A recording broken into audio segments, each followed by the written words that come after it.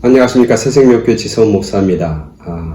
오늘 수요일 5월 27일 수요일 저녁 말씀을 여러분과 함께 나누길 원합니다. 지난주부터 새로운 말씀의 시리즈를 나누고 있습니다. 표적을 통해서 인도하시는 예수님.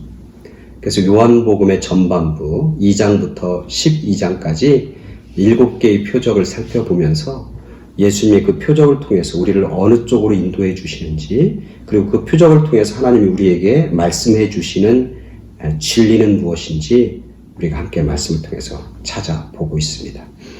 지난 시간에 이어서 오늘은 두 번째 시간인데, 첫 번째 표적, 갈릴리 가나에서 혼인잔치집에서 물로 포도주를 만드는 그런 첫 번째 표적의 두 번째 시간입니다.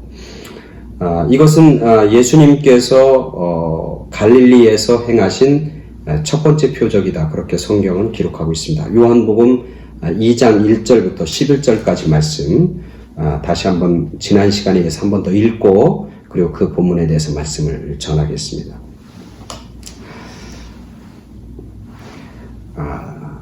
요한복음 2장 1절부터 11절. 사흘째 되던 날 갈릴리 가나에 혼례가 있어 예수의 어머니도 거기 계시고 예수와 그 제자들도 혼례의 청함을 받았더니 포도주가 떨어진지라. 예수의 어머니가 예수에게 이르되 저들에게 포도주가 없다 하니 예수께서 이르시되 여자여 나와 무슨 상관이 있나이까? 내 때가 아직 이르지 아니하였나이다. 그의 어머니가 하인들에게 이르되 너희에게 무슨 말씀을 하시든지 그대로 하라 하니라. 거기에 유대인의 정결 예식을 따라 두세 통 드는 돌 항아리 6이 놓였는지라.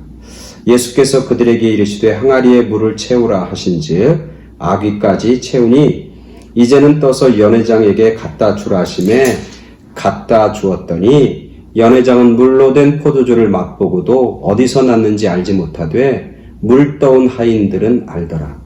연회장이 신랑을 불러 말하되 사람마다 먼저 좋은 포도주를 내고 취한 후에 낮은 것을 내거늘 그대는 지금까지 좋은 포도주를 두었도다 하니라.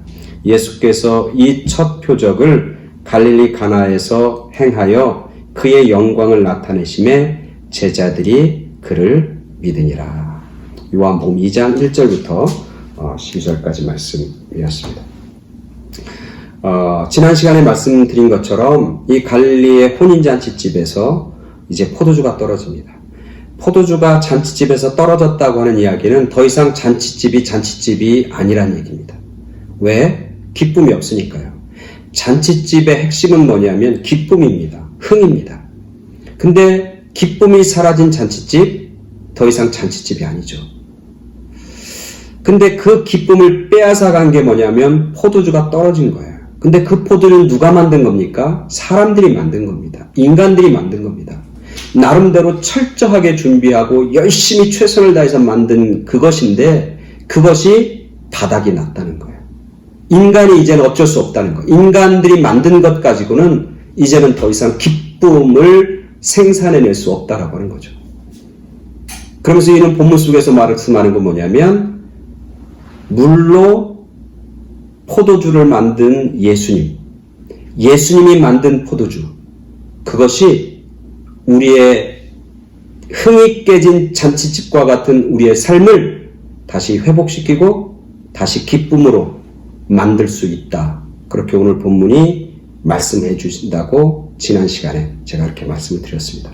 그렇다면 어떻게 예수님이 물로 포도주를 만드는 사건이 가능했을까? 물론 예수님이 하셨죠. 그러나 그 예수님이 하시는 사역을 보면 항상 사람들이 그곳에 함께 있었다고 하는 거예요. 하나님은 일하십니다. 그러나 하나님이 누굴 통해서 일하시냐면 사람을 통해서 일하십니다. 어떤 사람들이 하나님 앞에 쓰임받고 사용되었는지 그것에 대해서 오늘은 두 번째 말씀을 전하려고 합니다. 오늘 성경에 보니까 먼저 예수님이 포도주를 만드는 사건 속에서 쓰임받은 사람이 나오는데 그게 누구냐면 어머니입니다. 잔치집에서 포도주가 떨어졌다고 하는 사실을 가장 먼저 안 사람이 누구냐면 마리아입니다. 근데 이 마리아, 예수님의 어머니 마리아는 참 지혜로웠어요.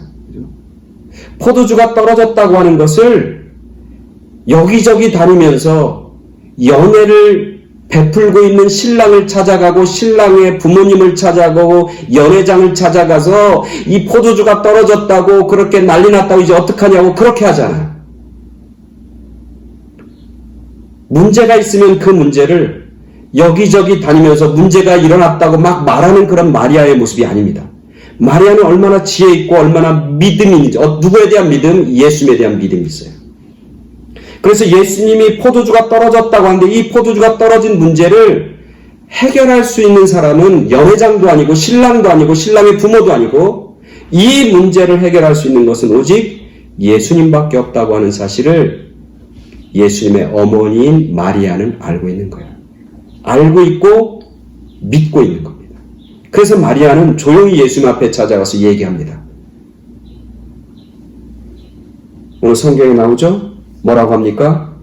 예수의 어머니가 예수에게 이르되 저들에게 포도주가 없다.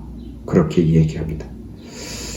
마리아가 가지고 있는 지혜와 믿음을 우리가 볼 수 있습니다. 하나님의 기적의 역사, 표적의 역사는 그리고 예수님이 누구인가가 밝히 드러나고 그걸 통해서 하나님의 영광이 드러나는 놀라운 사건은 누굴 통해서 나타나는 거냐면 믿음의 사람에게 나타납니다. 어떤 믿음?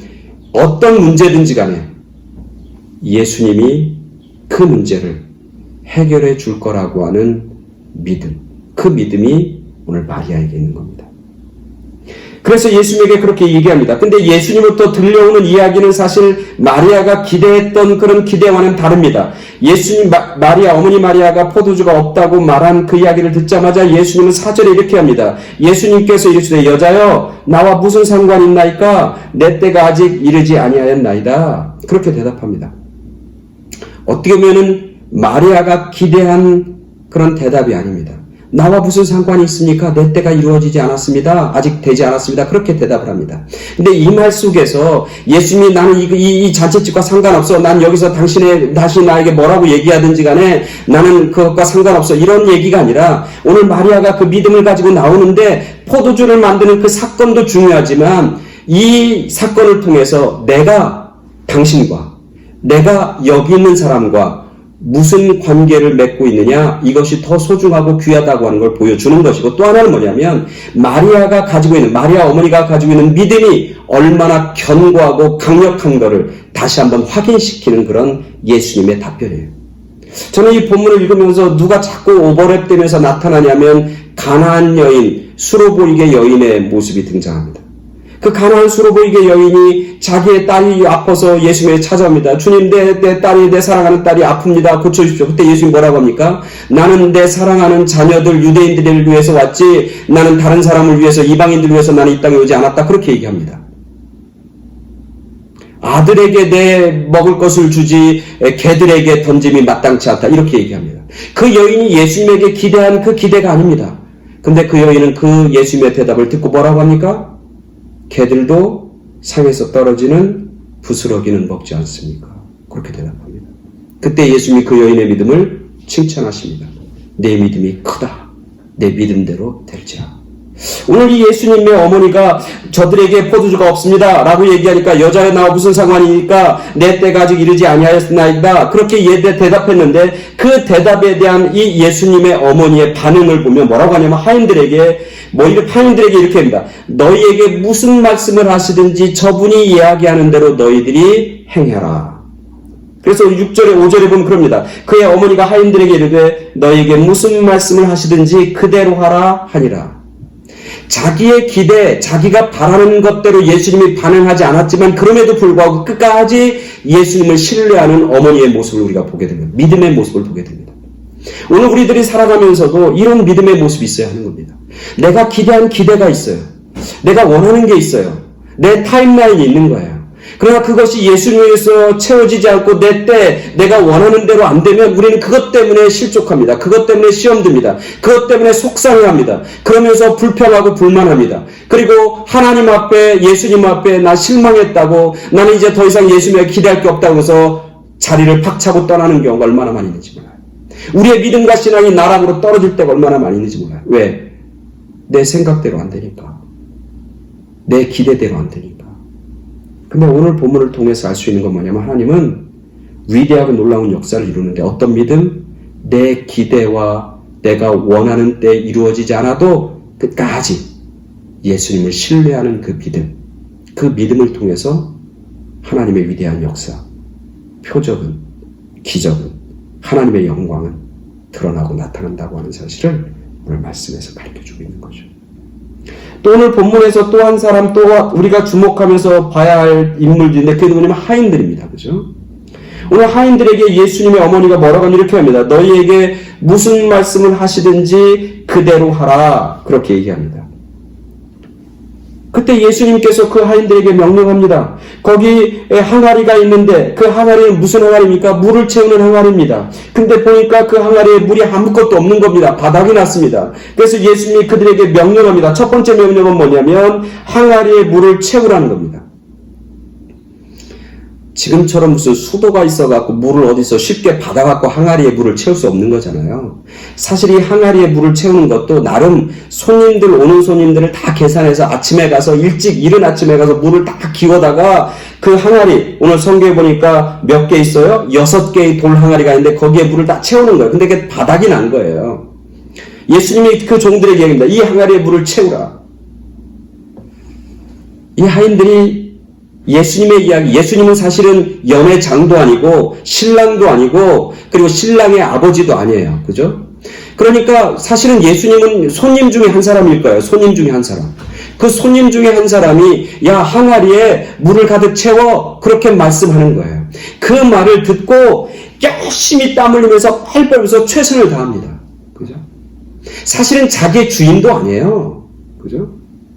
자기가 꼭 그렇게 복종하고 그렇게 열심히 그 일을 감당해야 할 대상도 아니에요. 근데 예수님, 낯선 손님 중에 한 사람인 예수님이 하라 그러는데 그 하라고 하는 그 이야기를 듣고 그대로 순종하는, 즉 마리아가 이 사람이 무슨 얘기를 하든지 무슨 말씀을 하시든지 그대로 하라라고 하는 말씀, 그 말씀을 마음에 새기고 그대로 순종하는, 그대로 복종하는 하인들의 모습을 봅니다. 그래서 땀을 뻘뻘 흘리면서 얼마나 잔치집에 바쁘겠어요. 여기저기 얼마나 할 일이 많겠어요. 그럼에도 불구하고 그 모든 일들 다 뒤로 잠시 묻고 오직 예수님이 하신 말씀, 그 말씀에 집중하는 거예요. 그 말씀과 명령에 순종하는 거예요. 그리고 그 말씀을 귀하게 여기는 거예요. 그래서 이 하인들은 다른 바쁘고 분주한 일상적인 일들을 잠깐 뒤로 하고 열심히 물을 길어서 돌 항아리 6에 가득 채웁니다. 얼마나 열심을 다해서 최선을 다해서 말씀에 순종하는 하인들의 모습을 보게 되는 겁니다. 오늘 우리들도 마찬가지인 거죠. 오늘 우리들이 순종해야 할 건 뭐냐면 사람들의 말이 아니고 세상적인 어떤 흐름이나 세상적인 어떤 그런 유행이 아니라 정말 우리가 관심 갖고 귀하게 여기고 붙잡아야 할 것은 뭐냐면 하나님의 말씀이에요. 예수님의 말씀. 그 예수님의 말씀을 붙잡을 때, 그 예수님의 말씀을 듣고 거기에 순종할 때 하나님의 영광은 드러나게 돼 있고 하나님이 하나님이심을, 하나님이 베푸시는 위대하고 놀라운 그런 기적과 표적의 역사가 나타난다고 합니다. 물이 변화하여 포도주가 되는 상상할 수 없는 그런 일들이 우리와 우리의 가정과 우리의 자녀들 가운데 벌어진다고 하는 것이죠. 또 오늘 본문에서 더 중요한 건 뭐냐면 그 다음에 나와요. 뭐냐면 8절에 보니까 항아리에 가득 채우는 거예요. 가득 채웠어요. 그랬더니 예수님이 두 번째 명령이에요. 뭐냐면 이제는 거기에 있는 물을 떠서 연회장에게 갖다 주라. 사실 이 두 번째 명령은, 두 번째 말씀은 순종하기가 훨씬 어렵습니다. 그 돌 항아리에 물을 채우는 건 어쩌면 뭐 힘이 들어서 그렇지, 바빠서 그렇지, 육체가 조금 고단해서 그렇지 사실은 갖다 떠다가 채우면 되는 거예요. 그죠? 다른 분주한 일들 잠깐 뒤로 하고 그냥 뭐 물 채워라? 그래 물 채워야지. 왜 물이 떨어졌으니까. 그렇게 인간적인 이성과 생각으로 비록 육체적인 고단함과 육체적인 피곤함은 있지만 그냥 할 수 있는 거예요. 사실 어쩌면. 두 번째 명령. 돌 항아리에 있는 물을 떠다 연회장에게 갖다 주라. 연회를 총괄하는 연회 호스트, 연회장에게 그걸 갖다 주라는 거예요. 그들이 항아리에 있는 물을 떠서 오늘 보니까 아무 얘기하지 않고 떠다 연회장에게 갖다 줍니다. 연회를 호스트한 사람에게 갖다 줍니다. 한번 상상해 보세요. 물을 갖다가 연회장에, 물이 지금 이 물은 뭐 하는 물이에요? 발을 씻는 물이거든요. 발을 씻는 물을 가져다가 연회장 자기의 주인한테 갖다 준다? 종들에게 있어서는 감히 상상할 수도 없는 일이에요. 어쩌면 그냥 막말로 얘기하면 이 사건 때문에 그 집에서 쫓겨나든지 잘못하면 죽을 수도 있는 그런 일들인 거죠. 근데 오늘 이 하인들은 그 물을 떠다가 연회장에게 갖다 줍니다. 아무 얘기하지 않고 그대로 합니다. 자기 생각에, 내 생각으로는 아니 이게 물을, 이 발 씻는 물인데 이걸 갖다가 연회장에 주면 어떡하나. 그리고 그렇게 줬다가 연회장이 화나서 야 이게 무슨 물이야, 왜 이 물을 나한테 주는 거야, 그러면서 혼나면 어떡하. 이게 인간적이고 자기 생각이나 자기 인간적인 그런 생각이나 자기의 어떤 마음과는 완전히 다른 이야기거든요. 근데 하나님 말씀, 예수님의 말씀에 순종하는 것은 여기서 빛을 발하는 거죠. 순종은 뭐냐면 자기의 생각을 내려놓는 겁니다. 자기가 가지고 있는 판단을 내려놓는 것이죠. 예전에 교도소에서 이제 사역하는 어떤 목사님이 하는 재밌는 얘기를 들었어요. 교도소에서 이제 그 죄인들, 교도소에 있는 사람들하고 이제 말씀도 전하고 그 사람들 상담도 하고 면담하는 그런 목사님이 계신데 그분이 그런 얘기를 하더라고요. 죄수들, 감옥에 갇힌 죄수들 이렇게 생각을 이렇게 들어보면 그 사람들이 이런 생각을 한다는 거예요. 자기가 도둑질 하다가 잡혀온 사람은 내가 잘못했지, 내가 그 일을 하지 말아야지 이렇게 생각하는 게 아니라 가장 먼저 하는 생각은 뭐냐면 그런 생각이에요. 뭐냐면 내가 그때 이런 실수만 안 했으면 안 잡혔을 건데.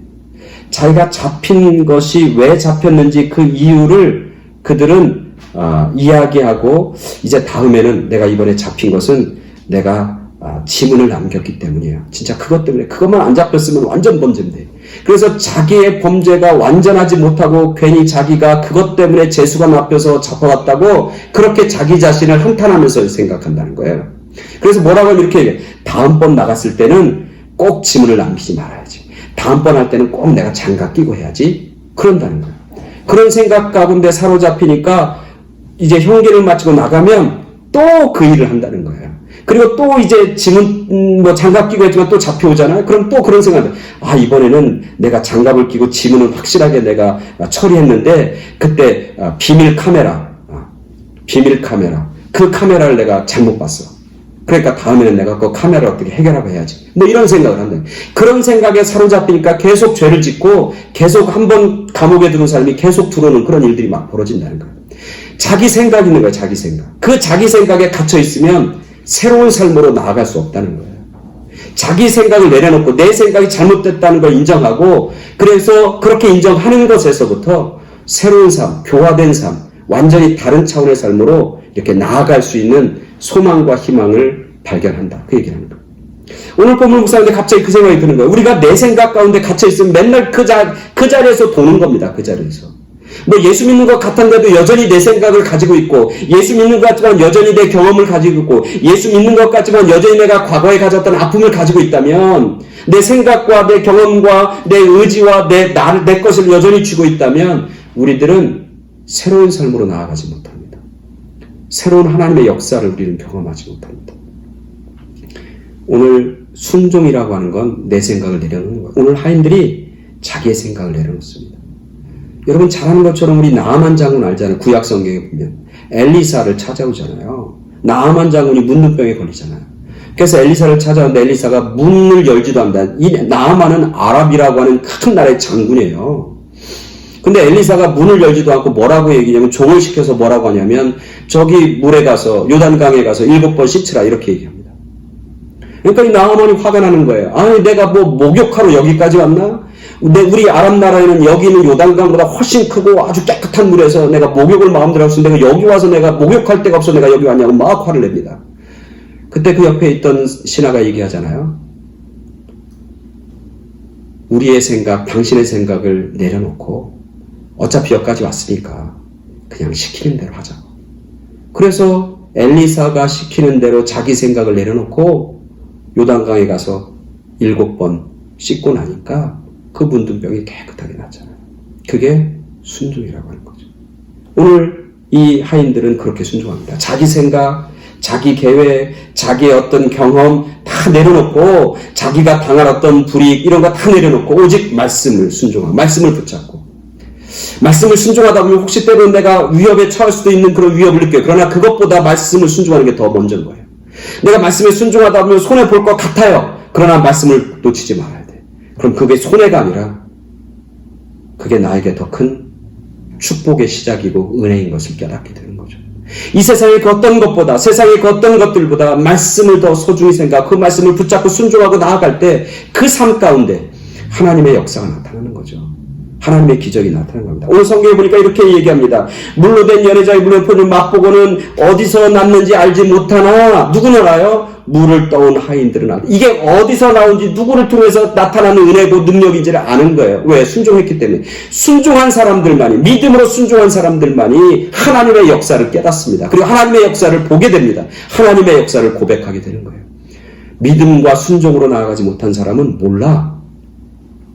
이거 대단한 건데 이게 어떻게 된 거야? 고백할 수 없다는 거죠. 또 성경에 보니까 뭐라고 돼요? 이렇게 얘기하는 겁니다. 이 사건을 통해서 오늘 11절 마지막 절에 이렇게 됩니다. 예수께서 이 첫 표적을 갈릴리 가나에서 행하여 그의 영광을 나타내심에 제자들이 그를 믿으니라. 이 순종으로 나아갈 때 뭐가 나타나? 하나님의 영광이 나타나요. 하나님의 영광.